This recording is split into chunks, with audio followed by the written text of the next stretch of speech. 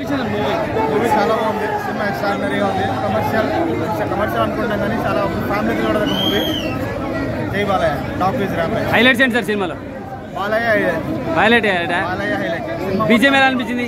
BGM Thaman BGM అదిరిపోయింది. Cinema బాక్స్లో బద్దరిపోతాయి, no doubt అందులో. ఓకే, మన బాబీ డియోల్ ఉన్నాడు కదా, ఆయన పాత్ర నెక్స్ట్ లెవెల్. బాలయ్యకి ఈక్వల్గా చేశారు బాబీ డియోల్ కూడా. చాలా బాగుంది. సెంటిమెంట్ ఎలా ఉంది సార్? సినిమాకి హైలైట్ సెంటిమెంట్. చిన్న పాప క్యారెక్టర్ చాలా బాగుంది అంటున్నారు. మొత్తం okay, perfectly blended. All commercial elements, emotion, family emotions. Okay, టోటల్గా class audience, C centre, B centre అందరూ కలిసి చూడదగ్గ సినిమా. ఓకే, బాలయ్య హైలైట్ సినిమాకి. Fights, Balayya presence, Balayya elevations next level బాగా. స్టోరీ కొత్తగా అనిపించింది. స్టోరీ కమర్షియల్ సినిమా చాలా కొత్తగా డిఫరెంట్గా ప్రజెంట్ చేశారు సినిమాని. స్క్రీన్ ప్లే బాగుంది. బాలయ్య బాబు ఎమోషన్స్ చాలా బాగున్నాయి. అఖండ కంటే ఎక్కువ ఉంటుంది. నేను గేమ్ చేసిన చూడలేదు. I don't know about, but Daaku is back. Daaku is Sankranti winner. Thank you. 5-5. Thank you. చెప్పండి ఎలా ఉంది బాలయ్య గారు?